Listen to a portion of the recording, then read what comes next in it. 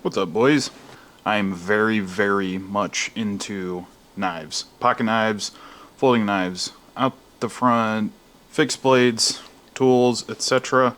I like things that perform properly and have a good value proposition. It doesn't matter whether or not it is a budget product or a high-end multi-thousand, $100 or $1,000 product. I like performance and I like specific aesthetics. For a very long time, I have loved Microtech knives. And until very recently, I couldn't afford them. So when I finally could, I went a little ape.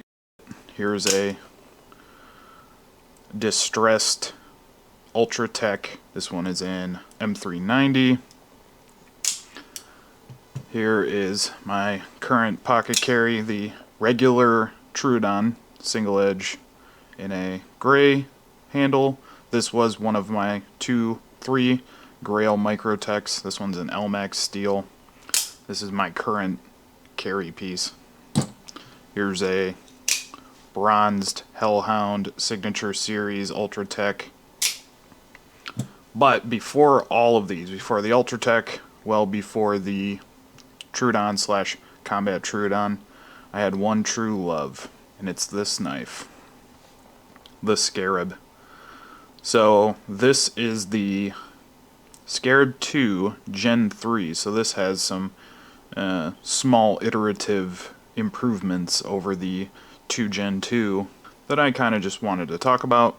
I really didn't want to spend $500 to buy this knife, so made a little trade, took some old stuff out of the safe, and did a trade with a company that I'm not going to be naming because they somewhat hosed me. However, overall, I'm still pretty happy with this purchase or trade. So yeah, this is the Scarab 2 Gen 3. So on the outside, they did change some of the aesthetics of it. It no longer has the Scarab carapace on the back design. This one is a black tactical, so it has the serial number delete, but still has the subtle inscribed Scarab logo, again with the under the pyramid jimping are filleted, and they have a slight bevel now, or a chamfer, I guess you would say, around the entirety of the blade. Some of the little, spots are changed. Other than that, still relatively simple. They use standard Torx heads instead of the triangular Microtechs. The blade, this is a M390 MK, which is a standard Bowler M390. I think Microtech has a proprietary formula. I don't know if they've changed the ratios to the M390, but essentially that's the only real big difference. I think my main thing that I don't love about the Gen 3 is this, the back bevel of this no longer has that fuller in it. Still has the side fluting so that it can fire through water and wet media. And I think I've also seen things talking about the redesign to the internal spring. Firing force required is much less on this, as well as I do believe they redesigned the overall profile of the glass breaker, which it's a little more proud. You can still get a tool in there, hex tool or an Allen key or something to back this off and take it off if you wanted to replace it. I think almost all the other dimensions. The blade length is still the same. I have large to extra large size hands, and this fills my palm quite well. It's a big friggin' knife. So yeah, I just wanted to do a little breakdown, talk about, and first looks of this Microtech Scarab 2 Gen 3. What do you guys think about it? Do you like the improvements? Do you not like the improvements? I don't feel like enough has really been changed to warrant a generation improvement, but I guess it's kind of like Glock or whatever, between generations, adding and removing finger grooves and calling it the greatest thing since sliced bread.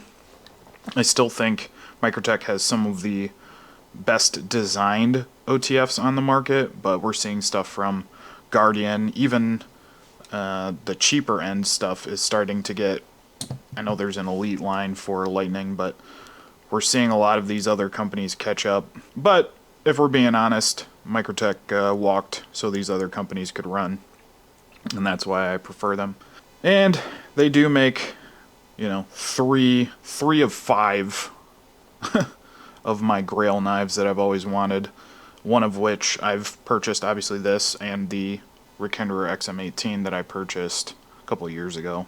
So outside of these and the Chris Reeves 𝚤𝚆𝖒𝖕𝖕𝖔𝖗𝖆𝖄 or the large Sebenza, pretty much had all my Grail knives that aren't, you know, that are mainstays in the knife community. So yeah, let me know what you think about it. Let me know if you want to see other reviews or my thoughts. I would say get a, if you really want a Microtech, or if you live in an area that you don't know whether or not you can, maybe do some research, look at American Knife and Tool Institute to get a good idea of where these are legal, how you should and shouldn't be purchasing them, transferring them, where you can and can't get away with a lot of stuff. I have no affiliation with them. They just run a very fantastic website and help to get knives, you know, the stigma of knives kind of taken away, and I really do appreciate that. So anyway, I know I haven't been putting out a lot of content. I'm going to address that in some upcoming videos, but I have no intentions of stopping making videos. Sorry, I've been a little quiet on the Eastern Front here. So alright guys, that's pretty much it for this video, and I will catch you in the next one.